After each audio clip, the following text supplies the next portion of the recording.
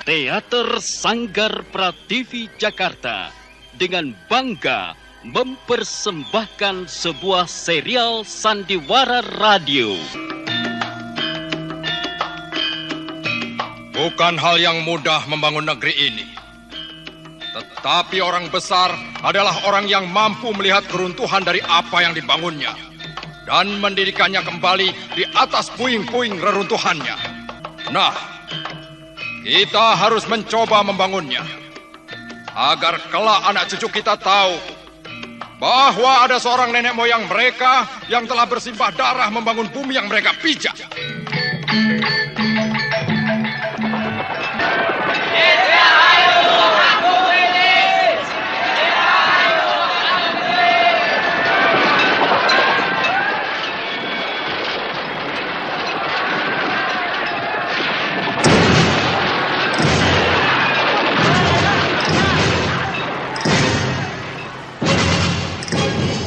Tanah Semenanjung.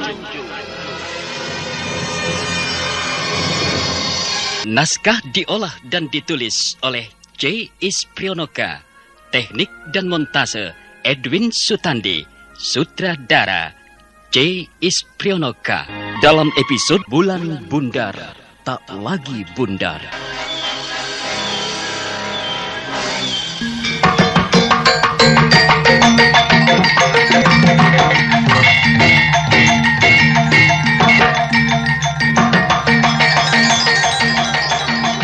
Derwana dan Indrawana sekarang bukanlah lagi seperti kota mati, tetapi kota hilang yang kemudian ditemukan. Di sana sudah ada kehidupan, sudah ada tatanan masyarakat. Setiap hari puluhan orang berdatangan, bahkan ratusan, hingga akhirnya ribuan orang berbondong dan berduyun-duyun. Sawah sudah mulai dibuka dan ditanami. Di sebagian tempat, orang masih terlihat membabat hutan, memperbaiki pagar yang mengurung Derwana dan Indrawana. Wah, besar ini. Ya, yuk. Kakang, hari yang indah, pagi yang cerah. Kiranya tepatlah orang-orang itu pada bekerja dengan lebih giat dan rajin. Karena disinilah kelak mereka akan tinggal hingga beranak cucu. Dan kau sendiri? Kapan akan beranak cucu? Kakang. Aduh. Kok mencubit? Kakang bercanda terus. Aku kan bicara benar bahwa orang-orang itu giat dan rajin-rajin bekerja. Iya. Aku juga bicara benar. Kapan kau akan... Rasakan. Aduh, ampun Tuan Putri. Ayo, menggoda lagi. Tidak. Hamba menyerah.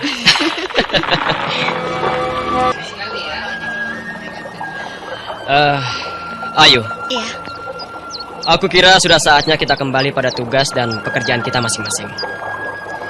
Desa Sempu tidak bisa kau tinggalkan berlama-lama. Begitupun aku. Aku harus kembali ke Bukit Serawet dan Songgon. Apakah Kakang yakin benar kalau Jagalara sudah bisa kita biarkan sendiri di sini? Aku kira Jagalara cukup mampu memimpin sendiri pembangunan di sini. Tentunya sambil menunggu Rempek meninggalkan Pakis. Nanti jika Rempek sudah bersedia keluar dari Pakis, maka Jagalara akan ditemani oleh Rempek. Tetapi bagaimana caranya agar Rempek bersedia meninggalkan Pakis? Itu menjadi tugasmu, Ayu. Loh, kok aku? Iya. Kau yang bertugas mendekatinya agar dia mau meninggalkan istana Pakis dan bermukim di sini. Aku mana mampu, Kakang. Kau banyak akal, Ayu. Aku tahu itu. Sebab itulah tugas ini jatuh kepadamu. Paksa dia meninggalkan Pakis dan bergabung dengan Bayu, untuk kemudian mengakui Wilis sebagai junjungannya. Kakang, mengapa harus aku? Bukankah Kakang justru lebih berwibawa di hadapannya? Kita berbagi tugas, Ayu. Untuk sementara, aku harus kembali menjadi Resiropo. Untuk sementara? Sampai kapan? Sampai semua orang Belambangan bangun dari tidur dan berani melawan VOC. Senjata Brahmana adalah kata-kata. Dan kata-kata inilah yang aku gunakan untuk membangun semua orang dari tidur pulasnya. Baiklah. Aku akan mendekati Rempek dan mengusahakan agar dia mau keluar dari istana Pakis dan mau mengakui Wilis sebagai junjungan. Iya, bagus. Dan kelak dia akan kita tempatkan di Derwana dan Indrawana ini bersama Jagalara. Nah, sekarang marilah kita turun dari sini. Kita tinggalkan tempat ini. Tengoklah Kakang. Nampaknya makin banyak orang-orang kota berdatangan. Iya. Semakin banyak orang-orang kota berdatangan ke Songgon maupun Derwana dan Indrawana ini, maka akan semakin baik. Kalau perlu, mereka kita bawa ke Bayu. Nah, ayo. Marilah kita temui Jagalara sebelum meninggalkan tempat ini. Untuk berpamitan dan memberikan arahan. Iya. Baiklah.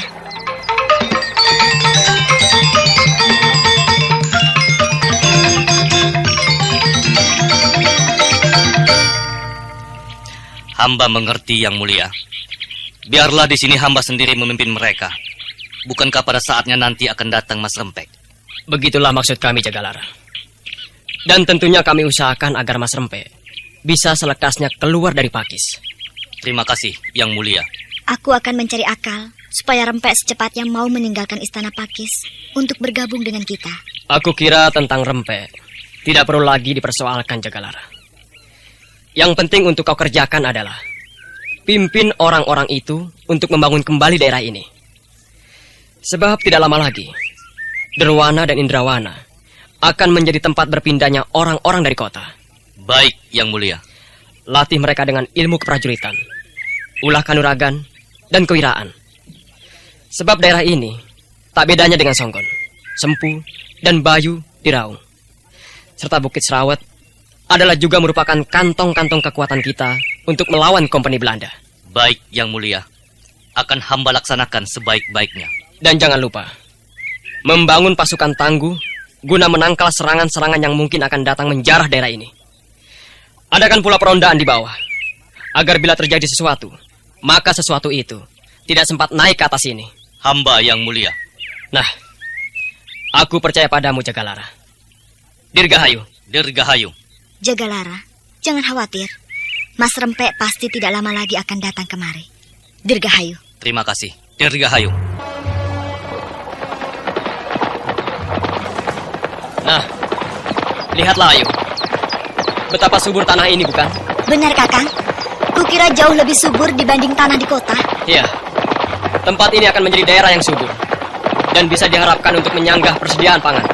Apalagi jika semua tanah sudah diolah, tentu bertambah banyak yang ingin pindah kemari. Benar. Memang tidak semua hutan bakal ditebang atau dibuka. Tetapi itu tidak akan mengurangi hasil bumi yang akan kita harapkan. Tengok ladang di sana itu, Kakang. Jagung, kacang, kecipir, dan bayam mulai bertumbuhan dengan segar.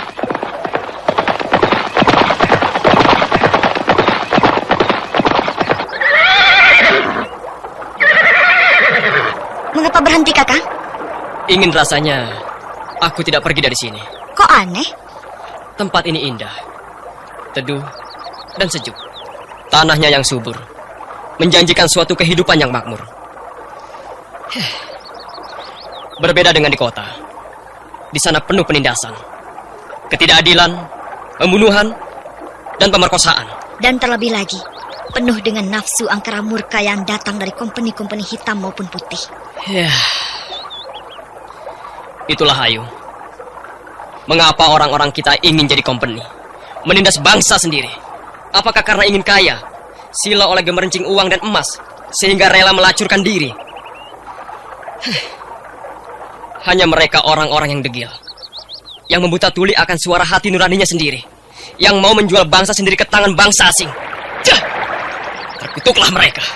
Sudahlah, Kakang. Bukankah kita akan mengejar waktu? Kenapa jadi memaki sendiri? Iya.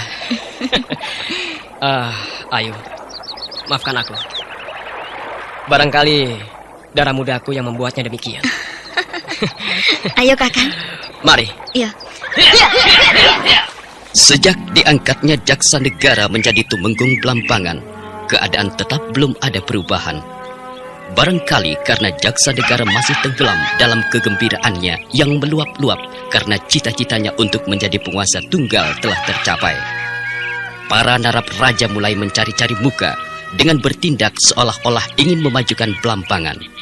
Demikian pula para punggawa berlaku seolah sibuk meski tidak tahu apa yang dikerjakannya. Yang Mulia Tumenggung, Kiranya untuk menghindari bertambah banyaknya para warga kota yang meninggalkan rumahnya, sawah dan ladang garapannya, sebaiknya kita perlu membuat suatu ketentuan yang ketat. Ketentuan ketat seperti apa yang Mulia Narapraja maksudkan? Bagi mereka yang meninggalkan tempatnya, dikenakan hukuman kurungan sampai pada waktu yang tak terbatas. Kemudian, bagi mereka yang ketahuan hendak meninggalkan tempatnya, dikenakan hukuman cambuk dengan rotan sebanyak 100 kali. Apakah yang Mulia Narapraja yakin dengan ketentuan itu para kawula tidak berani pergi keluar kota? Hal itu masih harus dengan pengawalan para serdadu yang mulia. Nah, disitulah sulitnya. Serdadu-serdadu hanya bisa mengawasi mereka pada siang hari. Sedang malam harinya, mereka bisa bergerak bebas karena para serdadu jarang mengadakan patroli di malam hari. Kalau begitu ya, tidak ada jalan lain yang mulia Tumenggung. Tidak ada jalan lain bagaimana? Untuk mengedorkan arus pelarian penduduk kota, mereka harus ditembak di tempat begitu ketahuan melarikan diri. Tidak semudah itu. Seharusnya kau timbang baik-baik. Apa jadinya para penduduk yang lari lalu ditembak? Di jalan-jalan, di sawah dan ladang, akan banyak tumpukan mayat-mayat kawula. Dan kalau itu terjadi, maka kawula akan sangat membenciku dan mengutuk pemerintahanku. Maksud hamba, ini hanya sekedar tindakan menakut-nakuti saja yang mulia Tumenggung. Kita umumkan pada masyarakat bahwa bagi mereka yang mencoba meninggalkan rumah dan humanya akan ditembak. Nah, dengan demikian mereka akan berpikir 2 kali untuk melakukannya yang mulia. Tidak, aku tidak setuju. Kecuali ada cara lain yang lebih baik. Kalau begitu, umumkan pada masyarakat bahwa akan diadakan hukuman picis bagi mereka yang coba-coba melarikan diri yang mulia. Dan hukum picis itu diadakan di depan orang banyak, di alun-alun. Nah, dengan demikian tidak akan ada lagi kawula yang berani melakukannya. Iya. Usulmu yang terakhir itu akan aku terima. Dan cepat laksanakan sebelum kota Pangpang dan kota-kota lainnya menjadi hutan kembali. Baik yang mulia Tumenggung. Hamba akan laksanakan titah yang mulia. Ternyata benar. Titah Sang Tumenggung baru itu benar-benar dilaksanakan tanpa ampun. Di pasar-pasar, di pusat-pusat keramaian bermunculan kompeni-kompeni hitam pengawal para Narapraja dan Punggawa. Mereka berteriak-teriak ke sana kemari, menakut-nakuti kaula disertai ancaman-ancaman. Kowe orang mau kemana? Ha? Mau lari ya? Mau lari dari kota ini? Tidak Tuan Serdadu, hamba hanya mau ke sungai di belakang sana Tuan Serdadu. Bohong, kowe dusta ya? Tidak, sungguh Tuan, hamba ingin buang air besar Tuan. Tidak, kowe pasti bohong. Sekarang ini banyak orang-orang Blambangan suka berbohong. Sungguh Tuan, aduh, perut hamba mules Tuan. Masih juga berpura-pura. Ayo, ngomong terus terang kalau kowe orang mau lari dari kota, ha? Sungguh Tuan, aduh, perut sakit Tuan. Tuan Narapraja, pemuda ini mau lari dari kota. Tangkap pemuda itu, bawa ke alun-alun dan hukum picis dia di depan orang-orang. Cepat! Siap Tuan.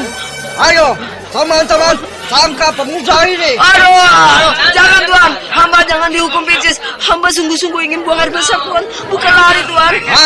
Jangan, masih Tuan, banyak omong. Jangan. Ayo teman-teman, seret pemuda ini ke alun-alun. Ikat dia.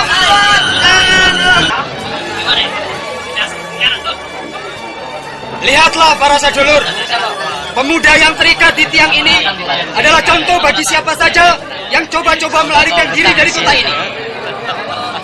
Dia akan dihukum picis. Kenapa harus dihukum picis? Ya, supaya di antara para saderek tidak mengikuti jejak pemuda tolol ini.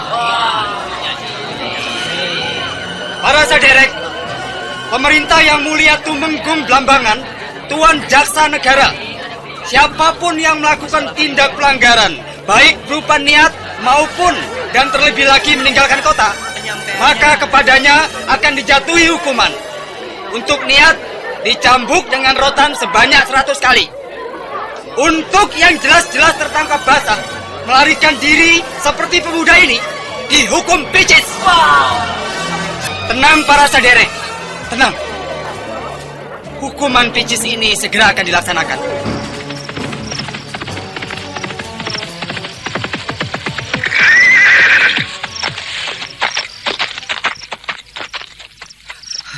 Gusti, yang mulia Gusti Ayu Prabu. Prajurit Sandi, ada apa? Tumenggung Belambangan yang baru, Jaksa Negara telah memberlakukan hukuman picis bagi siapapun yang mencoba lari meninggalkan kota, Gusti. Dan pagi tadi, seorang pemuda ditangkap dengan tuduhan itu, Gusti. Padahal dia jalan terburu-buru menuju sungai karena perutnya sakit dan ingin buang air besar. Tindakan sewenang-wenang.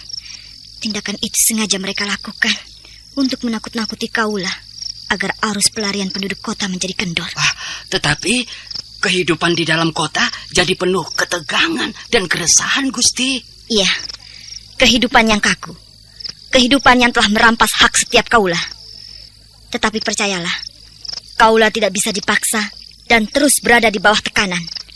Suatu ketika, mereka akan berontak. Dan arus manusia meninggalkan kota tidak bisa dibendung lagi.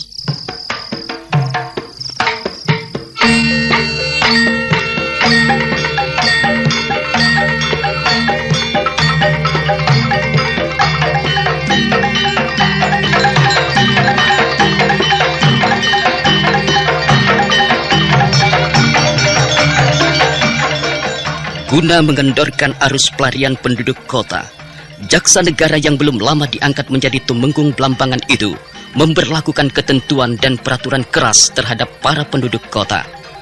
Para narap raja, punggawa, dan kompeni-kompeni hitam merajalela, mereka bertindak semau-maunya.